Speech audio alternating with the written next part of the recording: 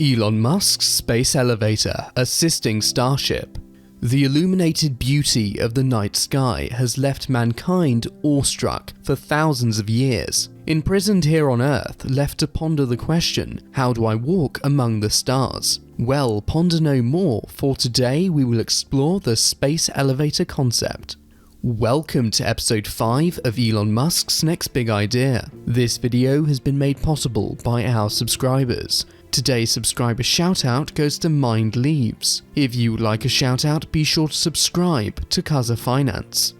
We are currently using chemical rockets to breach Earth's atmosphere and enter low Earth orbit. Although a working method of transportation, rocket launches often incur high risk, are time-consuming and expensive. Thanks to the private spaceflight industry, launch costs are decreasing drastically. Spacex next-generation super heavy launch vehicle, Starship, will reduce launch costs from an average $15,000 per kilogram to an estimated $20 per kilogram. This is due to Starship's increased payload capacity and 100% reusability. The average human male will cost just over $1,600 to launch into LEO. Lower overall launch costs allow for an increased number of launches to occur. With more launches comes more experience, so the risk factor also declines. Elon Musk believes Starship will launch several times a day, therefore eliminating lengthy turnaround times. Essentially, Starship just made the space elevator concept obsolete. Although true initially,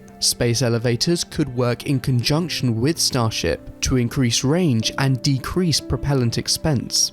Founding father of modern astronautics and rocketry, Konstantin Tsiolkovsky was the first person to propose the idea of a space elevator in 1895. The concept was later developed by Soviet engineer Yuri Artsutanov and American engineer Jerome Pearson. The Japanese construction company Obayashi Corporation is currently developing a space elevator planned to be in operation by 2050. The elevator consists of 4 main components: the anchor, tether, climber, and counterweight. The anchor will serve as a base station, connecting the entire elevator structure to planet Earth. This will be a 400-meter floating structure at sea on the equator to have a degree of flexibility and maximize the use of centrifugal forces of the Earth. The tether is the largest component of the space elevator, with a length of 96,000 kilometers. To avoid damage from weather, space debris, and ultraviolet radiation, the tether must be manufactured from a self-healing smart material with high tensile properties. Existing materials such as graphene and carbon nanotubes could be used for this application, however, will have to be manufactured in vast quantities first. The 100 metric ton climber will carry passengers and cargo up the tether to space. Numerous propulsion methods can be utilized to propel the climber up the tether, such as rocket boosters, electric motors, or electromagnets.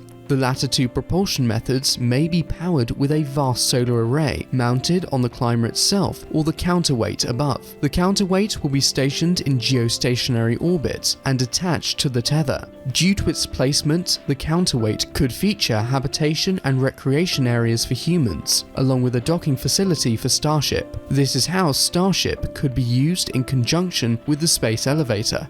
Rockets expel the majority of their fuel just by exiting Earth's atmosphere. This is why payload capacity and fuel storage quantity is limited here on Earth. The space elevator can refuel Starship once in orbit and provide forward movement using the Earth's rotation. While connected to the counterweight, Starship will achieve a forward velocity of 1,600 km per hour without the expulsion of any fuel, therefore providing the ship with a longer range. Large freighter ships unable to enter a planet's atmosphere can also use this docking method to send freight down to the planet's surface.